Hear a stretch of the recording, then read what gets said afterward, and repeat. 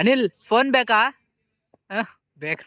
ಇವರು girl friend ಜೊತೆಗೆ ಮಾತಾಡಿಸಿ ಅದು ಏನನ್ನ ಆಗಲಿ, ಅಂಪೈರು, ಫೀಲ್ಡರು, ಬ್ಯಾಟ್ಸ್ಮನ್ ಏನನ್ನ ಆಗಲಿ, ಬ್ಯಾಟ್ಸ್ಮನ್ ನಿಜ ಮಾತಾಡ್ತೀನಿ. ಇವರು ಪಾಟ್ಸ್ ಹಾಕೋನಿ. It's day 1 of doing Kannada vlogs from hostel guys.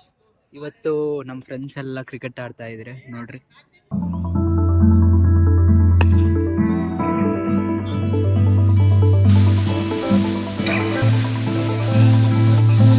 ಕ್ರಿಕೆಟ್ಗೆ ರೂಲ್ಸ್ ಏನಾದ್ರೆ ಇಲ್ಲಿ ಫೀಲ್ಡರ್ ನೋಡಿ ಫೀಲ್ಡಿಂಗ್ ಮಾಡ್ಲಿ.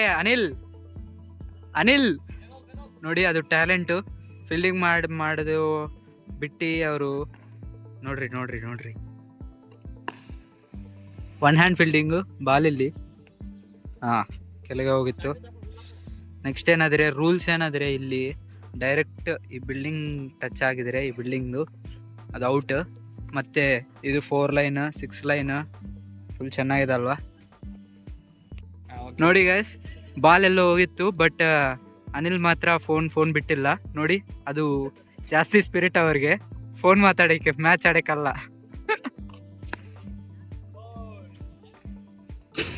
ಸ್ಕ್ಯಾಮ್ ಅಪ್ಪ. ಯಾಕಂದ್ರೆ ಅಲ್ಲಿ ಸನ್ಲೈಟ್ ಡೈರೆಕ್ಟ್ ಫೇಸ್ಗೆ ಮುಖಕ್ಕೆ ಫಾಲ್ ಮಾಡ್ತಾ ಇದೆ ಸನ್ಲೈಟ್.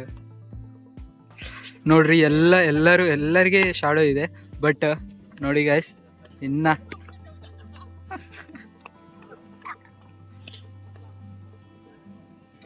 ಇವ್ರ ಬೌಲರ್ ನೋಡ್ರಿ, ಫುಲ್ ಅಗ್ರೆಸಿವ್ ಬೌಲರ್. ಯಾವ ತರ ಬರ್ತಾ ಇದೆ ನೋಡ್ರಿ.